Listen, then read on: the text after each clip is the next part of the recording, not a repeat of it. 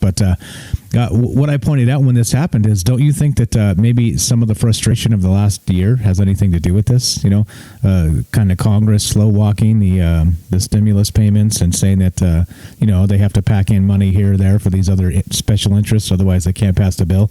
You know what I mean? Like that type of shit. I think it has some. It actually fits in. It tracks. It makes sense to me that people. This wasn't just about Trump. This wasn't just about frustration with the election. It was more than that, and I think it's culminating, and it's going to turn into some things. And I think 2021 already has a lead on 2020 as for what the hell year's going on. So just FYI, we'll keep an eye on this and talk about the news as we go. But here we go. Let's get started with the news in particular. This is from CNET, and kind of on the same subject of the technocrats and the purging and the parlor and all that. We talked about it in depth on Friday. Like I said, go check it out over there if you want a full discussion. But this is from CNET, and the headline reads this: Trump showed Facebook, Twitter, YouTube can't moderate their platforms. We need change. And I think probably most of us can agree with this. So let's see. It took a mob-fueled insurrection. This is straight from the article. Notice the choice language that's coming out of this. It took a mob-fueled insurrection, but Facebook CEO Mark Zuckerberg and Twitter CEO Jack Dorsey finally grasped the enormity of the damage and harm President Donald Trump has done by weaponizing their influential social media platforms, and they banned him permanently on Twitter and indefinitely on Facebook from continuing to post incendiary lies about the 2020 election. But it's no longer about Trump. Facebook and Twitter need radical change. It's time for social media companies to let someone else moderate their platforms. How could this go wrong? Who are they going to hire? Snopes? Jeez. All right, here we go. It continues. Facebook and its Instagram photo sharing site, Twitter, Google's YouTube, and other social networks pay tens of thousands of people to identify and respond to bad behavior. Many of those employees are located outside the U.S., where fewer benefits and lower hourly wages are common. That process hasn't worked well, as evidenced by the many stories we've had to write about the terrible videos, misleading posts, and dangerous lies that need to be taken down but have already been viewed and shared millions of times. These screw-ups are happening on a worldwide scale, on platforms with user bases larger than the population of any country on Earth. Facebook has more than 2.7 billion active users, and its Instagram platform has over 1 billion active users. YouTube serves up videos to a global audience of more than 2 billion people per month. Twitter doesn't share simple monthly active user stats anymore, but in 2018, it counted 336 million people logging in each month. I have a feeling it's going to be considerably less pretty soon. Anyway, the company's revenue and profits have grown by double digits since then. All right, so anyway, we had a lot of talk about Section 230 of the Internet Decency Act and some other stuff on Friday, but kind of out of the purview of this show. But, what do you guys think? Given all the information that we've seen, all the things that have gone down in the last week, it's been a crazy week for news and for politics and for the technocrats and for the shycoms, as Alex Jones would say. And like all this stuff is nuts. I think it's clear that we need change, just like this article says, 100%. But what kind of change, right? You can't. This stupid talk about repealing the Section 230 is just dumb. It's just dumb. It's the most incredibly stupid, asinine thing I've ever heard, and it's not how you fix this. If you strip Section 230, then none of these companies can operate at all. They basically have to kind of hole up and stop doing social media pretty much at all ever. And so, and just have like their own editorial teams that put out content. And that's really, I guess maybe that's how they want it, right? That's really how they want it. Where it's kind of, remember the old days, think of it this way. In I don't know, let's say the 60s or something. There were like 3 channels, right? And so if you wanted to get your news, you had to tune into this guy or that guy or the other guy. But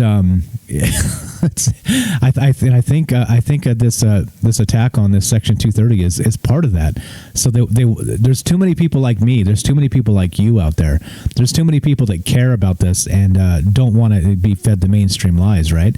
And so if we have platforms like this that allow us to reach tons of people, right? I mean, it's possible that today, it's not likely, but it's possible that today this show in particular might go viral and could reach 1 million people. I mean, there's a lot there. It's very valuable for folks like us, for the general population, for the plebs or the bourgeoisie or whatever you want to call us, right? The unwashed masses, like Frank used to say.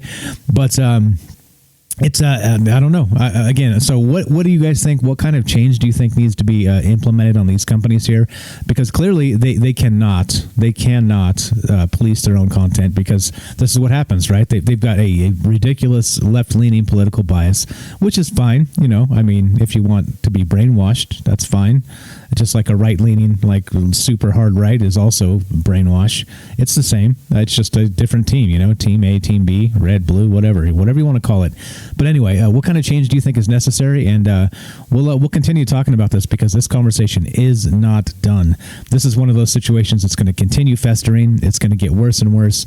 The crackdowns are underway, guys. This is going down, and I don't think it's going to be anything.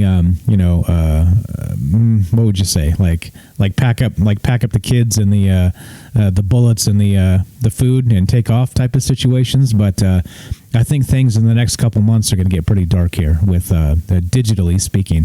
Like I was saying, I was on the Penny Bunny show on Saturday, and I mean this.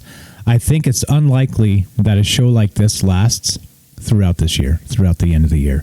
So I think it's time for independent people that speak out to. We have to build our own platforms now, because this is this kind of was we saw this coming in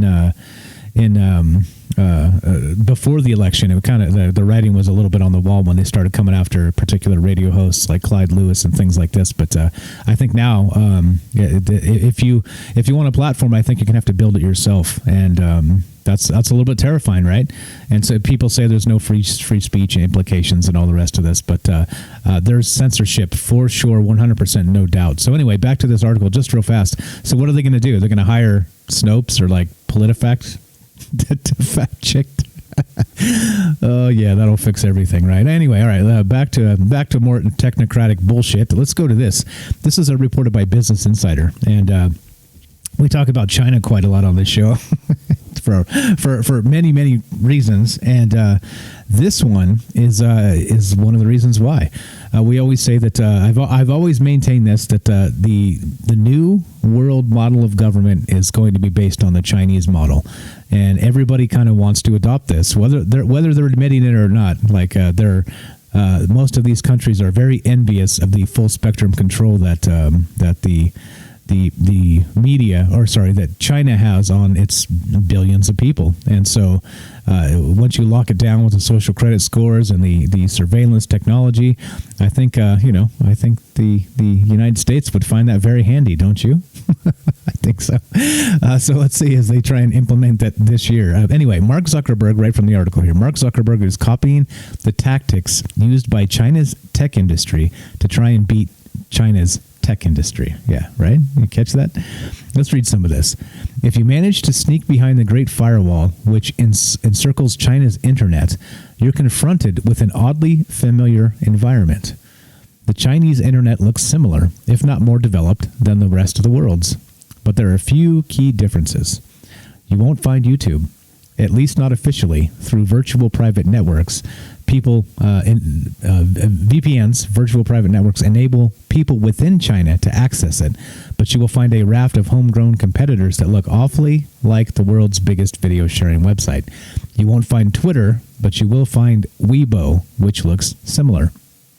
A parallel internet was generated out of China's unique social and political demands, but it lifted key concepts and stole ideas from the early social media giants of Silicon Valley. It's not just apps and services that have been subject to outright copying. Since Western companies reshored their product lines to China in the 80s and 90s, China has become the place to buy knockoff items. It's estimated 80% of all counterfeit goods worldwide come from China. Now in the 2020s, the tide has turned. In the world of tech, at least. We're copying China. Now specifically, what do you think we're copying? We're copying the censorship, the crackdown. This is what's happening. This is exactly what's going on right now.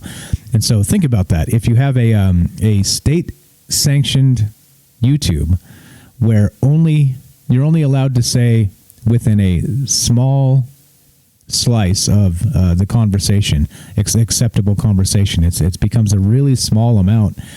That's where we're headed. Like we're headed back to that, just like I said earlier, that 3-channel broadcasting station where they want only 3 narratives and they're all kind of intertwined. And this is not a good thing, guys. This is not a good thing. And so anyway, here we go. So today we're seeing the rise of the first generation of apps developed outside Silicon Valley to truly make it into the mainstream, spearheaded by TikTok, which charts its genesis in 2 different apps, Musical.ly and a U.S. company run by Chinese executives, and Douyin, Douyin, which has firmly had its feet within the Great Firewall since its founding. The shift has the old guard of Silicon Valley tech bros and hawkish politicians worried about the geopolitical implications of ceding control of the internet to China. Concerned. So they block us out. They don't let people like me talk in China because, well, I'll say the word freedom once in a while. And just like 1984, some words have been banned, haven't they? Some words have been completely redacted, and you can only say double plus good. And yeah, this is a little bit interesting that this is where we're headed, right? These are the types of things that people should be talking about, and they are simply not. Again, you turn on the mainstream media, and they're like, oh, the crackdown of this or that, and insurrection, we'll impeach the president. Yeah, let's politicize this. Yeah. No. This is not where this is headed. Where this is headed is it's going to affect you and me the most. The people that, the good, decent people of the internet that show up and, press the stream button and press record and upload a video. And we meet together in these communities and talk about these things. It's going to affect us the most, not the rest of these clowns. This guy, Zuck's got all the money in the world. This dude can do whatever the hell he wants, and they realize that they cannot police the industry at this point anymore. And so, as a result, like I started with that other article, and it's true, it's completely true that the Facebook and the rest of big tech is going to crack down and try and copy China in their censorship game. They have to, right? Because like I said, what can you do? You hire PolitiFact or Snopes, which are like literally like ridiculously biased fact checkers, which they're just spinning fact checks now, which is an entire paper unto itself right there. But then we have we have censorship. We have again, you and me not allowed to speak our minds. So anyway, just I want to point this out. This is what's happening right now, and this is what the conversation